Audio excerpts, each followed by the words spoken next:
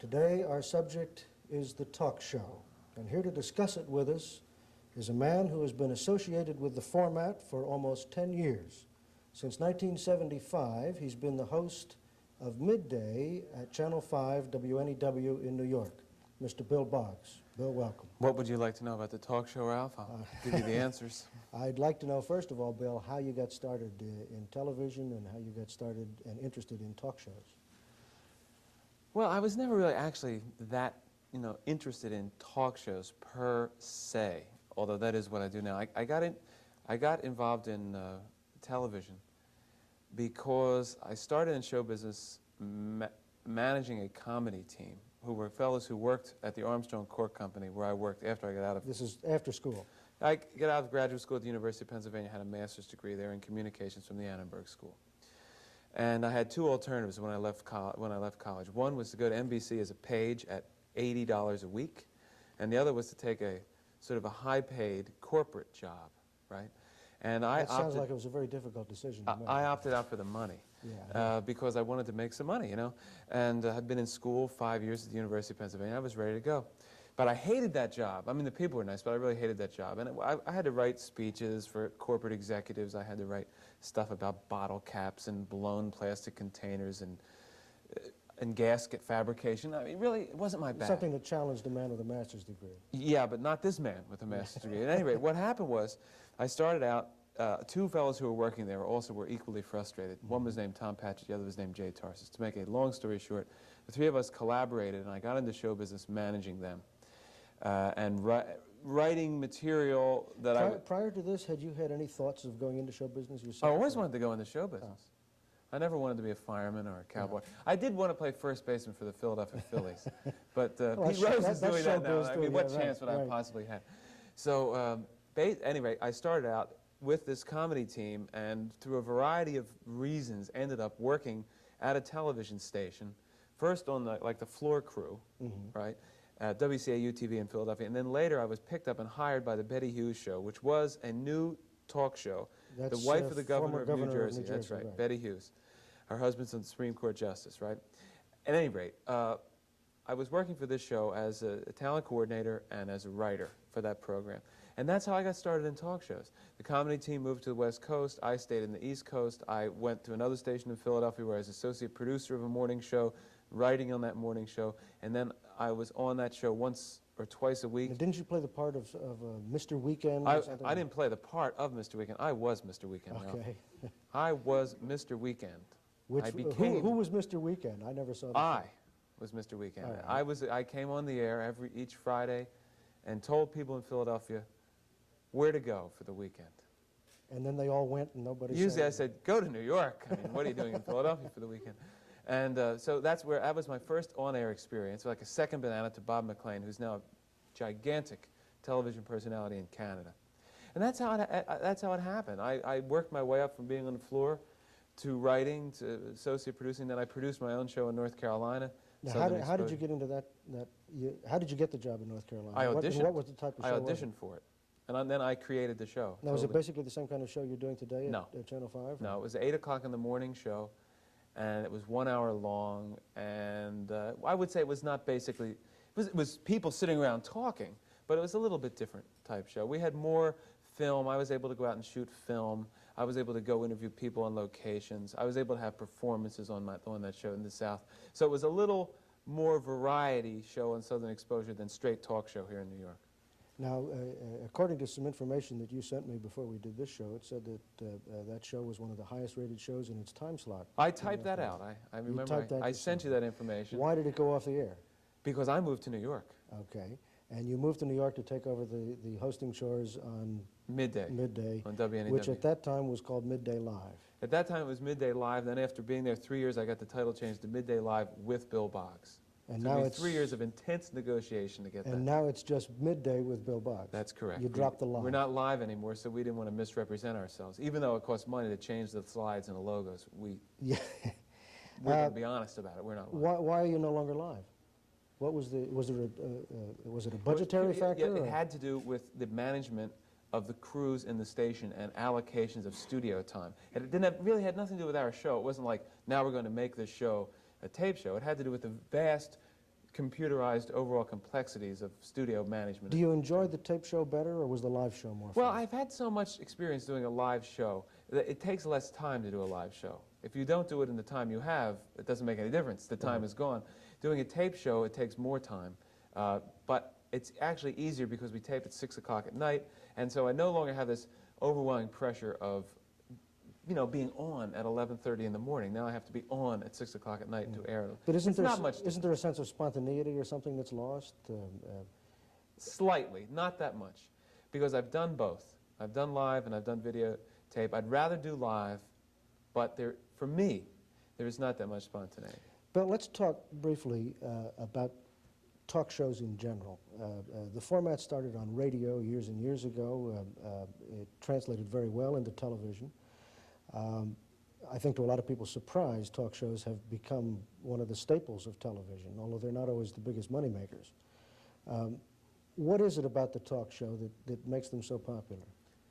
Well, I guess the appeal of various people who are either read in the newspapers, read in books, heard on the radio, seen in film, seen in television, or in the news, appearing as themselves, looking into the camera, looking at the other person who's interviewing them, and talking. And so you get to see what they're like. Plus, I think people basically are interested in listening to what other people are saying. I mean, let's face it, if you're on a train and other people are sitting next to you talking, don't you listen?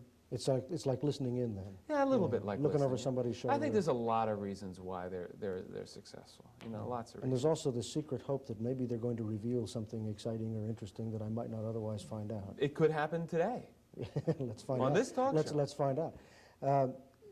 Of all the various talk shows, of course, everybody's heard of Johnny Carson and The Tonight Show, done originally by Steve Allen and Jack Parr, and then there's today you have Merv Griffin and Mike Douglas, Dinah Shore. Locally in New York, there's Stanley Siegel and yourself. Dick Cavett now, who failed at an evening talk show like The Carson Show, seems to be doing very well with a show on Channel 13. It's a good show. What is it that makes these shows different, and how do they differ from your show? Well, or how does your show differ from them? That sounds like that's a perfect question. Contrast and compare. Yeah, right. I would say that, okay, the first part was what makes them different. The basic approach to the subject matter of how they're going to deal with the people. Dick Cavett essentially dealing with one sort of high-level guest on sort of an esoteric or an intellectual level, usually just one person, right? You think that's why his first show failed? No. Well, his first show, he's found his audience now. He didn't find his audience. He's the same. And he didn't find his audience on the first show. He's found his audience now, and that's important. All right, the Donahue Show essentially involving a lot of audience interaction to one guest on one central theme. You've got the Merv Griffin Show, which is essentially an eclectic variety type show with performance and talk. Mike Douglas Show, the same thing with the basic payoff of each segment, the Woody Frazier format on taking a segment to a point and having a payoff for each segment, having a guest host concept, which Griffin, Donahue, Dick Cavett, myself, we don't do.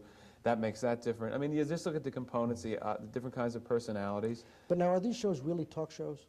Well, they fall into the category of talk shows. I think I really am the only person with a talk show. They're doing other stuff. All right, why? What is it that they're doing? I agree with you, but Carson is not a talk show. Because we won't let people do anything on our program except talk. If they try to sing, no. They'll be forced to sit down. No, come on, I've seen people sing on your show. You have? Yes. Was I there that day? Yes, you were. Well, we don't feature performance. Right. We feature talking. And they are, sure. I think the basic format of a talk show is people sitting around talking. They may get up and sing, tap dance. Right. They may go into the audience. But I think that whole umbrella pretty much. But to what extent is the host personality? I mean, The Tonight Show really is thought of by most people, not as The Tonight Show, but as The Johnny Carson Show. And Johnny thinks of it that way, I know. Yeah, and the guests are on there really as foils for Johnny Carson. Yeah, sort of, but not all the time. I think sometimes the guests, Carson will, remember Jack Benny, he would come on and he would be himself. Sometimes the guests, enough, and Carson had a certain feeling about them, really take over. But for the most part, I think of The Tonight Show as a comedy show, a written, scripted program. As opposed to the true talk show format. The Donahue Show or my show, where it's essentially improvisational question and answering. What kind of audience are you seeking for your show? You mentioned Cavett has found his audience. I only want what is your audience? young, beautiful women. That's it. I mean, other people can watch, but that's the audience I want. No, seriously, the audience that we want for our program are the people who are watching television during the day, who want to watch television during the day, and who have a sense of, you know, not wanting to watch game shows, not wanting to watch soap operas, but wanting to get something. We're giving them something. We offer something to the viewer. We're an alternative program midday, definitely. We're not a game show, we're not a soap opera, we're a talk show. We deal in issues, events, personalities, stuff that if you watch us every day, you're going to learn a little something, you're going to take a little something into your life from our program. So we're just looking for an audience that wants that. They can be 8 years old, 88 years old. And yet at the same time, you don't really try to go into subjects in depth, like, like a David Susskind would do, perhaps, sure we do. Or a Mike Wallace. No, we do. Do you? Yeah. I mean, we just did a 90-minute show on the hunt for Dr. Mengele, right? Yes. And we went into it in depth. We had victims of Dr. Mengele. We had who is a Nazi SS doctor at Auschwitz concentration camp. At any rate, yeah, we do now things in depth all the time. That show served another function, though. It was also a promo for a show on Thursday night on That's Channel right. 5. The management of the station was standing at the door with submachine guns. We had to do that show. We were forced to. How often is your show used, or do you get a dictate from above that says your show? We don't get any. No, we don't get dictates from above. We essentially look at what's happening. I mean, the hunt for Dr. Mengele was a great documentary. Great documentary. So what we wanted to do was let's get a piece of it. Let's do something at midday. But we do. I think we do things in depth. Why do you think we don't do things in depth? I mean, what gives you that impression? Well, so frequently you have so many guests. Yeah, a lot of times we have too many guests. As opposed to a Mike Wallace who might do a 90-minute interview with John Ehrlichman or somebody and really pick the man apart. Yeah. You have 5 or 6 guests on the show, broken up into little segments, and I know sometimes when I watch the show I get the feeling that the person has just begun to get interesting, and I want to hear more that person has to say. You go to a commercial and you're bound onto some other guest. Well, frankly, when it is that way, that's wrong. It shouldn't be that way. That's a mistake. I think my biggest criticism of our show is that it's overbooked. My motto is less is more. There are so many people involved in putting it together, and so we say, well, we need this, we need that. I'm constantly saying, look, it's 64 minutes, you have to divide that by the number of guests. So I take that as being valid criticism. I hear that frequently, and I tell the producer all the time. I'll relay this to her. Now, who determines how many guests you're going to have on the show? Several people determine it, you know. Several people. The producer, the associate producer, 2 associate producers, and me, and our own sense of what it is. But I think we repeat the mistakes frequently. We don't learn from our mistakes.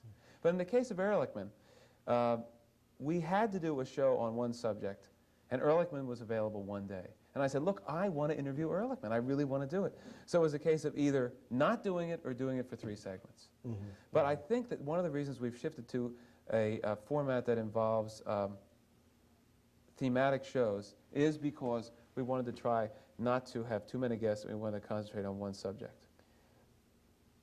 When you first took over the show, you used to do a segment on the sidewalk that you opened your show with, and it was usually a large crowd. Yeah, we didn't always open on the sidewalk. What it was called frequently. Boggs at noon. Yeah. The show went on 11:30, and then we go outside at noon for 5 minutes. How is the decision made to do a segment like that, and how is the decision made to cease doing such a segment?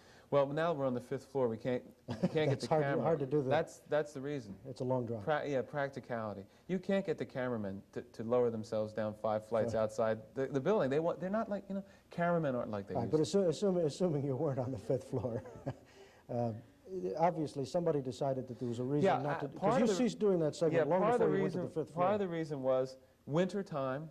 That, you know, seasonal thing, and then we had a couple good people who were good at getting those guests, and they left, and we never got the right people back to get those guests for the outside segments, and we just sort of forgot about it. We moved from our show constantly is experimenting and constantly changing. We did a 1 year when occasionally we would do these on trial things, and we did real life soap operas. Now we're doing round table discussions. We're always experimenting and doing. Our show is fairly eclectic. Doesn't mean it's great. I think it is a good show, but it is eclectic. We try different things. That's good. Speaking of your show, what I'd like to do, Bill, is take a short look at a segment from your show. Several weeks ago, some of the students from Rutgers University went in on a field trip, and just by sheer coincidence, one of your guests that day was a gentleman from New Brunswick.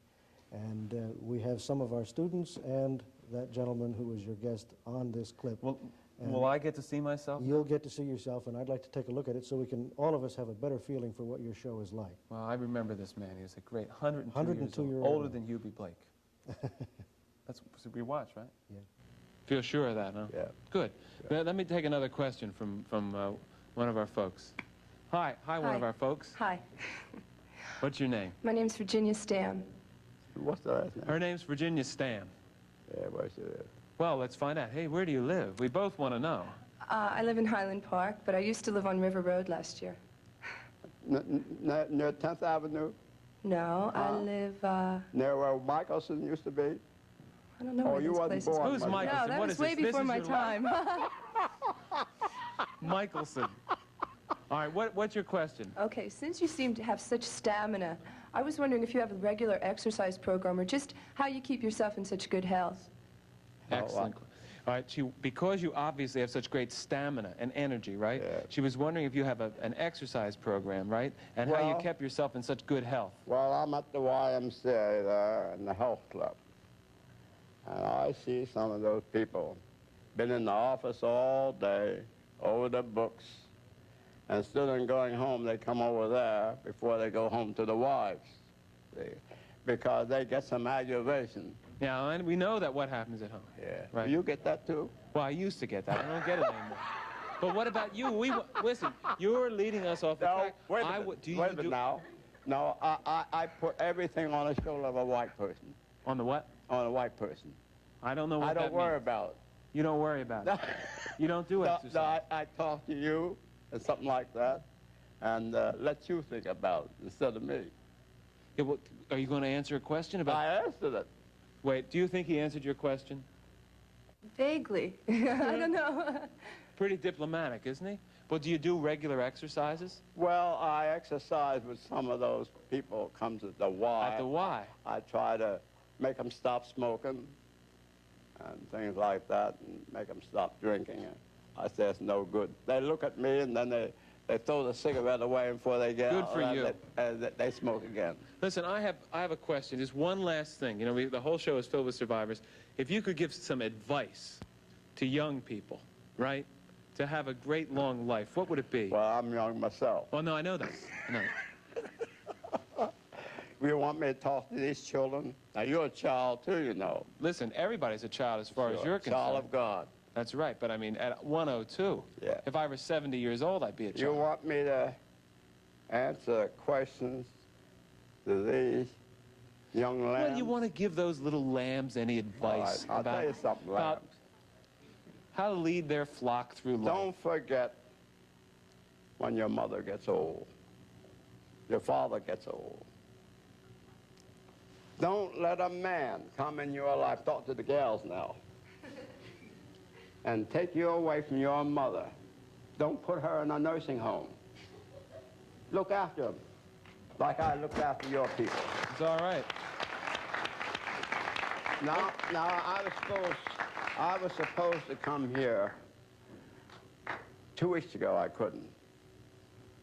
I had a young lady, 2 gentlemen, and they came to the YMCA and said, please come and give us a talk. What does New Brunswick need? You were going to give a lecture on what New Brunswick needs? Yeah. That I would like to attend. You would? Yes. I'll be there. Listen, Mr. Thomas, we had to take a break, you know, for a commercial. You've seen television commercials. Oh, of course. I think you are... These things ain't nothing no, new. I know. It's nothing. You even remember radio, right? Yeah, I don't want to forget what I was telling you. Well, we'll find it out. We're going to take a break. We'll be back. We have April Armstrong joining us right after this. 102 years old. 102 years old. How do you find a marvelous guest like this? I don't know. Somebody obviously... I think we read about him in the paper. In the paper? In the case of him, yeah, I think we read about... I mean, we get the input on... The most frequently asked question for me is, where do you get your guests? Right. And so the answer is, people call us because they want to be guests. All right. We read about things in the paper. We hear about stuff on television. We meet people directly. We think, wouldn't it be interesting, as that show was based on survivors? That show, the idea for that show came because I think we were really getting off on that song, I Will Survive. Oh, yeah. Would you like me to do it? No, that's all right. At any rate, see, your show's like my show. Can't get up and sing. And we wanted to do a show with survivors. So we thought, let's get the oldest person we could, and then somebody knew about this man. And then we had a woman who had defeated leukemia, a man who had had a heart attack, and other people who really had proven their ability to survive. And that came because we wanted to do a show on survive, so we could use her song. All right, now when you go out, we'll let you sing it some other time, Bill. When you go out and find somebody like this, are they pre-interviewed? Do you bring them into the studio, and does the production staff interview them? Or? Well, in the case of the 102-year-old man, you just want to first, hope that he's going to show up. Yeah, hope that he's going to show up. Get him to the studio, make him feel relaxed, and have a sense ahead of time as to whether or not he could be a good guest. I mean, that's really it. We want people who are authorities on whatever, surviving, but who can also sit in a chair and have some sense of telling their own story with a certain amount of poise, charm, excitement, whatever you want to say, that makes them what I call a good guest. All right. What would you call a bad guest? Obviously, the opposite is a bad guest, but what are some of the problems you run into with Well, this? I think a bad guest, first, from me personally, a bad guest is anyone who has bad breath. Because I have to sit there and interview them. And believe me, that's an occupational habit. Yeah. A lot of talk shows hosts won't talk about. A bad guest is someone who... I'm not going to ask you if I have bad breath. You're fine. You're really fine. Don't worry about him. He's perfect. You notice he's seated three. He keeps moving back in his chair. It's got me worried. But What?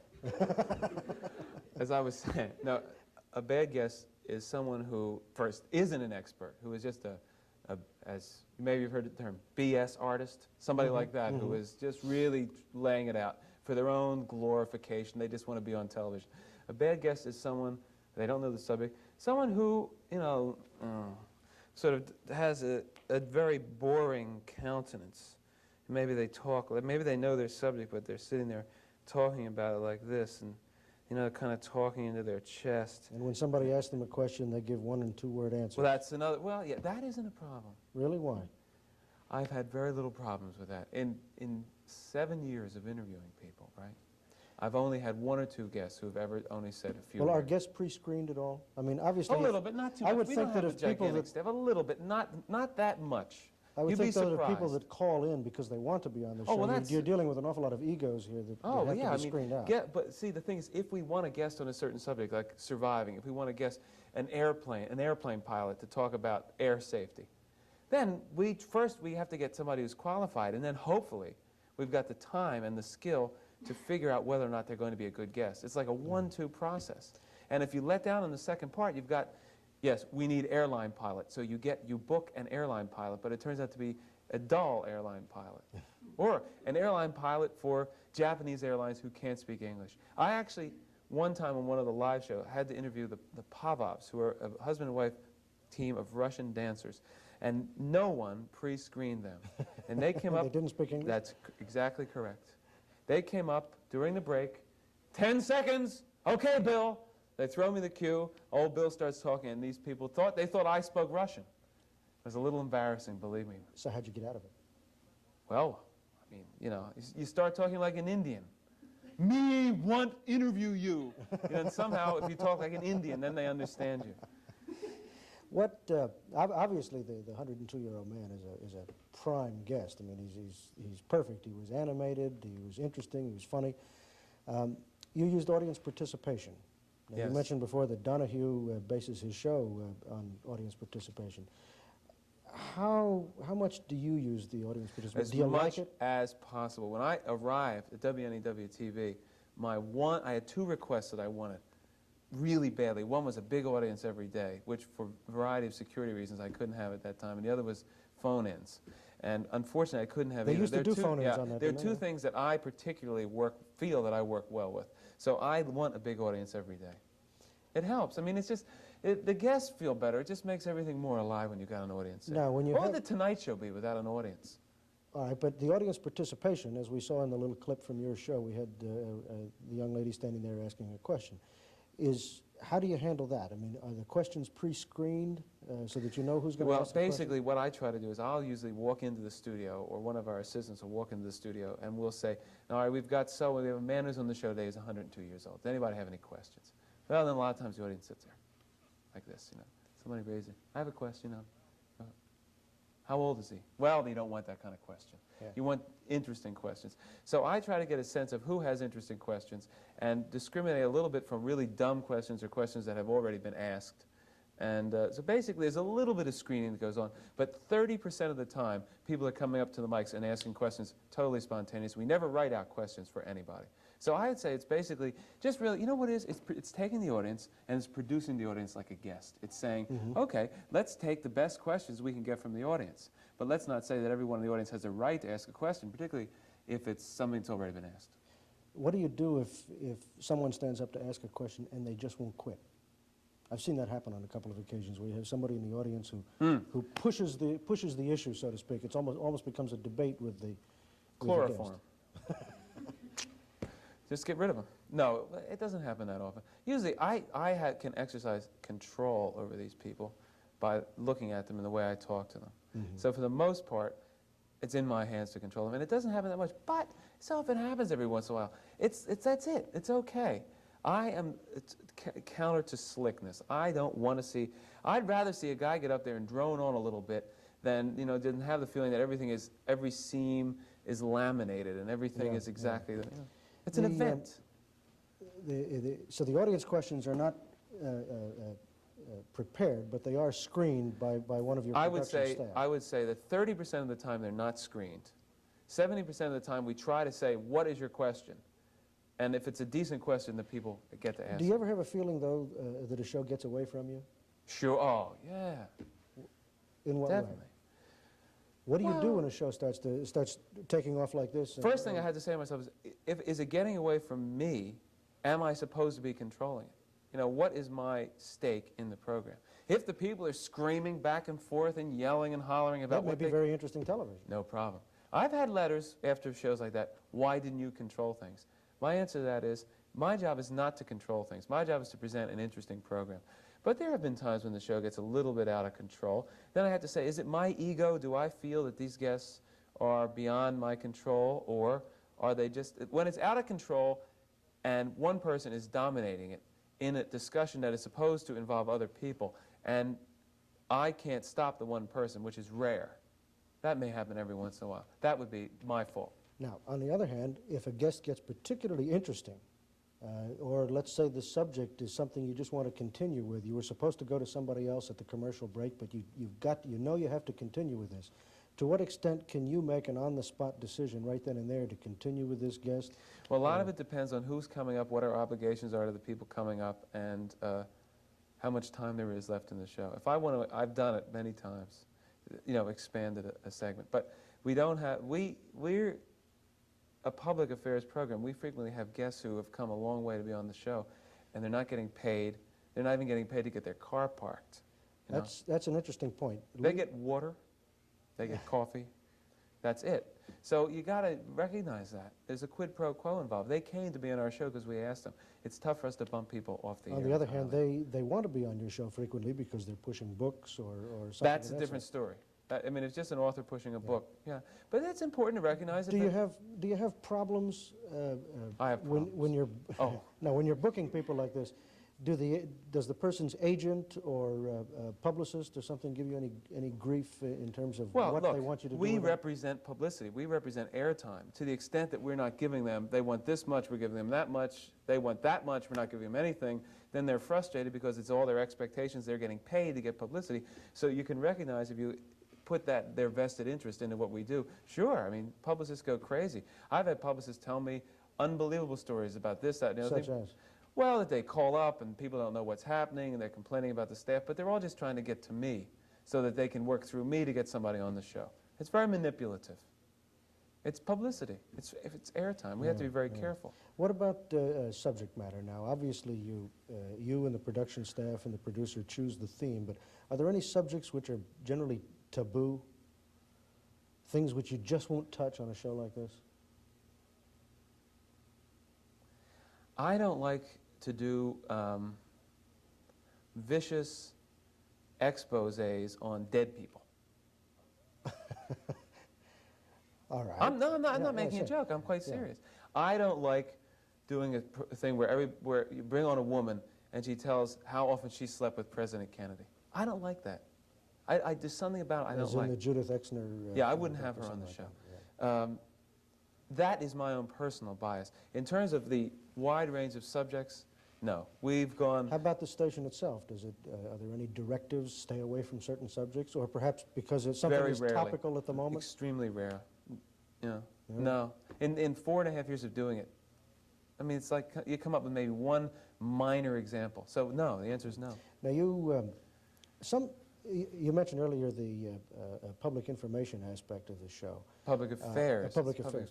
Some talk shows are more newsy than they are talky. Right. To what extent do you see yourself as performing a news function? That is, you're informing the public? I don't think of myself as a journalist or a newsman. I think of myself as an entertainer and a personality on the air. But some days we do very informative shows.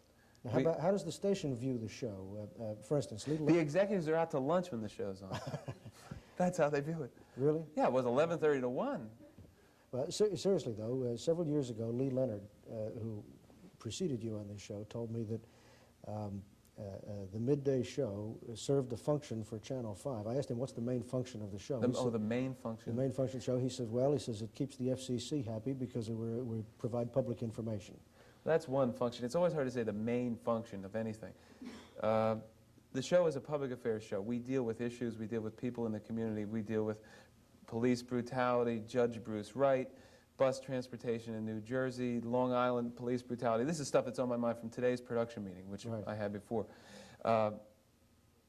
And that's one of the reasons the show's on the air, because the station has an obligation, a legal obligation, to put on this kind of programming a certain amount of hours a week.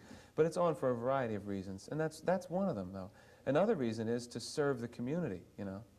And another reason is to entertain, to be an alternative, not to have a game show, not to have a soap opera during the day. And at that particular time slot, that's really all that's opposite you, is game shows and soap operas. Basically. Right. You have a lot of guests, as we've mentioned before, that are pushing books or films or things of this sort. How do you prepare for a guest like this? Do you read their books before they come on? Well, sometimes I try to know what the book is about. You know, I could spend really too much of my own time reading their books. I have learned, first, if I'm interested, like I am currently reading a book called The Rise of Theodore Roosevelt, because I'm interested, and at some point I'll have this author on the show, because I will have read his book and I'll have him on and we'll talk about it. But basically, I've had weeks where I've had 9 books. 9 books, say each one is, say, averaging 300 pages, right? Well, it's 2,700 pages. Yeah. Why should I have to read 2,700 pages to do you know, an hour's worth of interviewing with these people? Well, in a case like that, do you get prepared questions or something? No, or? Very few prepared questions.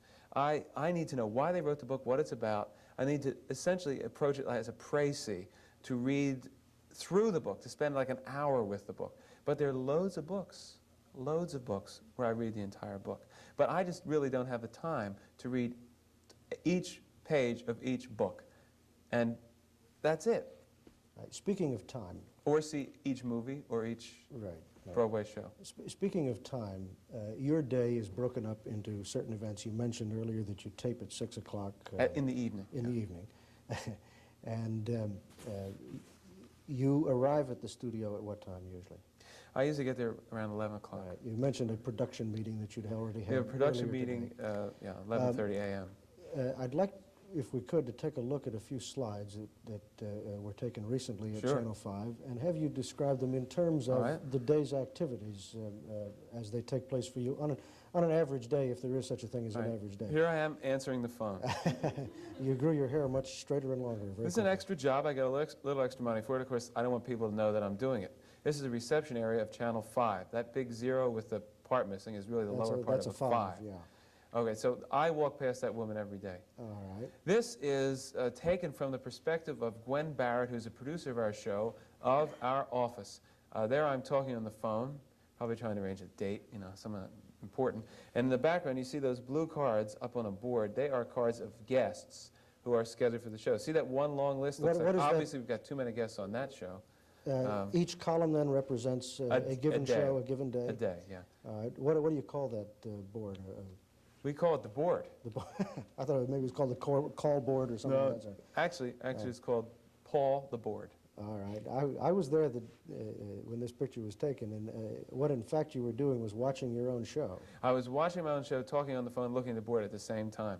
And I always try to watch my show. This slide is Carmen Matias, and this is taken from the standpoint of the monitor. She is obviously not watching the show. She's on the phone, and she is our associate producer. And look at her desk. These are the production offices. Yeah, these are offices. See those flowers in the background? Some publicity people sent those because they were trying to get somebody on the show or they were thanking somebody. They're in the background.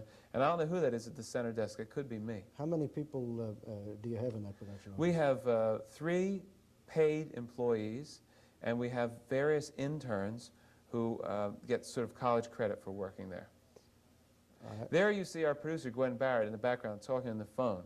And you see the wall alongside of her filled with notes of things she has to do. And you see, this is all realistic stuff, the mail stacked up in front of her. Tremendous amount of input, of mail, of phone calls. It's like a flood of stuff constantly coming at you that you have to deal with. It's energy. Do you want that energy on your show? Do you not want it on your show? But that's part of the challenge and the fun of doing a show like this. That's it. Yeah. That's it. Another scene in the production meeting. This is Sue Butler, either meditating or asleep on the left. I'm still looking at the show. What sort of things go on during a production meeting? We plan future shows. We talk about guests. We try to try not to repeat mistakes, which is the biggest problem I think we have, is repeating our mistakes. I think so. You know, and try to figure out what we want to do, what the audience is interested in seeing, who we can get, who's available, why we should do this, why we shouldn't do this. What's the average length of a production meeting? Seems like the average length is about an hour and a half. And this is done... Today's went 2 hours. All right, and this is done around the noon hour. We're supposed to start at 11:30. Usually starts, you know, 11:45. Right. So then you have a break for lunch, some free time in the afternoon? Well, usually by that point in the afternoon, a lot of people have called on the phone, wanting various things. And so I either had to return those phone calls and make my own phone calls. Like if I want to try to book somebody on the program, I've got to call them or whatever.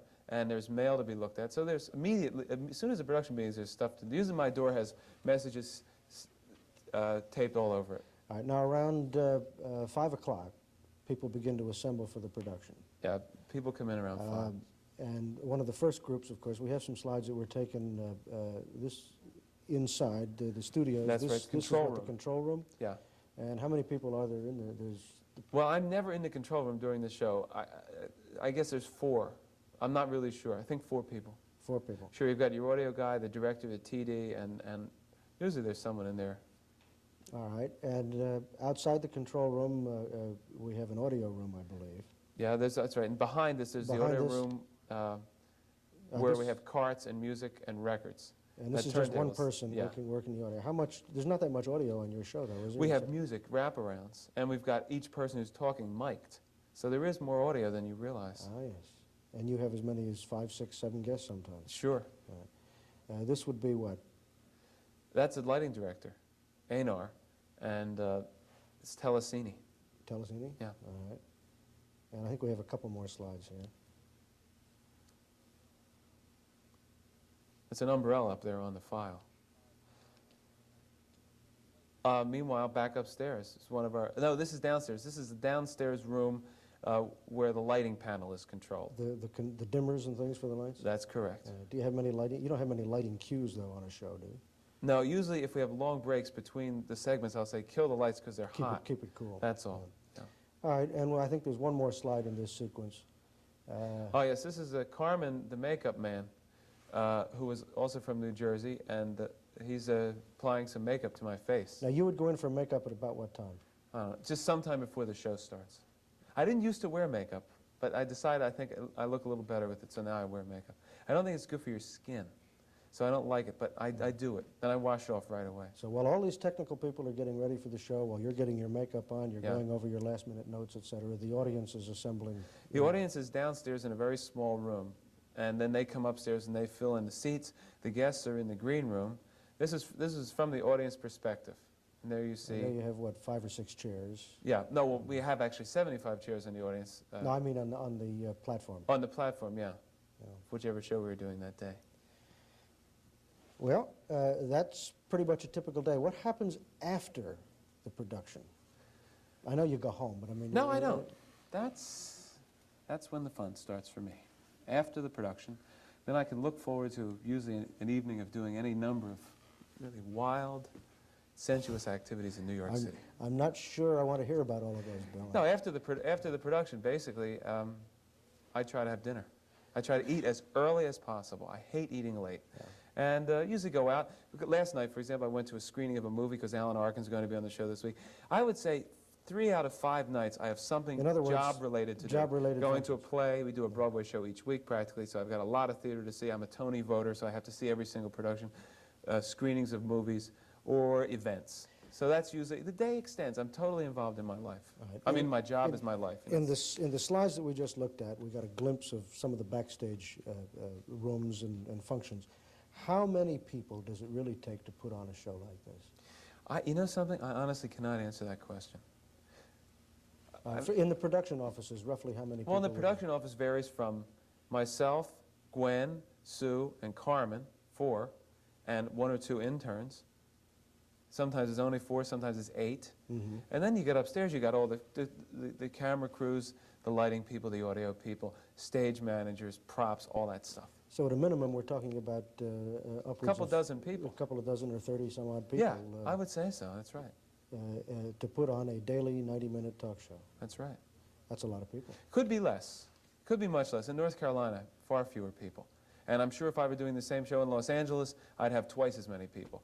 But it could be less. Mm-hmm. It could be much less. Well, Bill, we started the show talking about how you got your start in television. And I'm wondering if you have any advice or suggestions. We have students here at Rutgers that are interested in careers in television. How should they go about it? Should they major in communications? For instance, a piece of information which we delight in telling the students is that there are approximately 80,000 jobs in the industry, and there's almost 80,000 students majoring in television in universities across the country. Unless all those people quit, where are they going to work? If you want to get a job in television, what advice would you have for them? How should they prepare for it? Buy your own station. That'll do it. Then you can have any job you want. Follow your natural instincts. If you feel that your strength is in writing, then try to make that talent grow. Don't think that, be very patient. It won't happen quickly. So be prepared for coming out of school and treat the first couple years someplace. Maybe it will be Ames, Iowa. Maybe it will be Trenton, New Jersey. Maybe it'll be someplace in Rhode Island. Treat those early first few years as an extension of your learning process of school.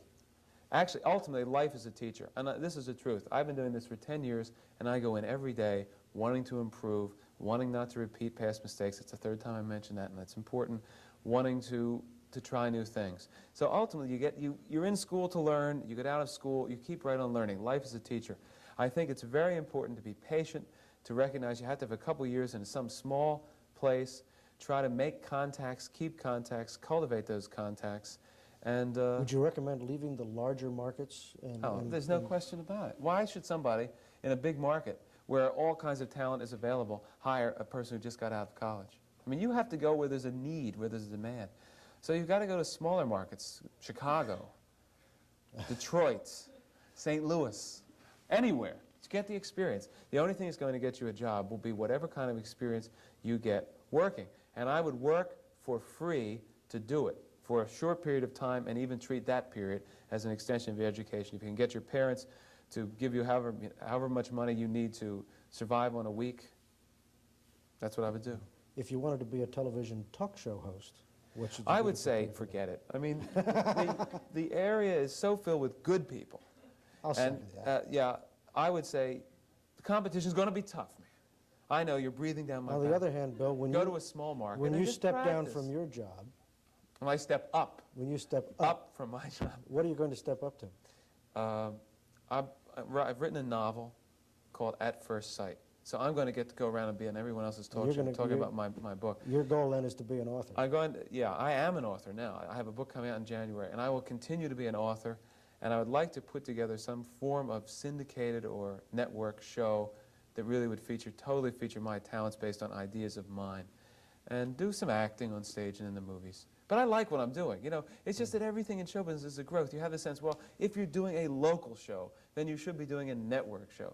But I'm doing a local show, and I've written a book, and I've done acting. So just to be in show business and have fun. Well, you're having fun, and we've certainly had fun with you today. This has been fun. We're out of time.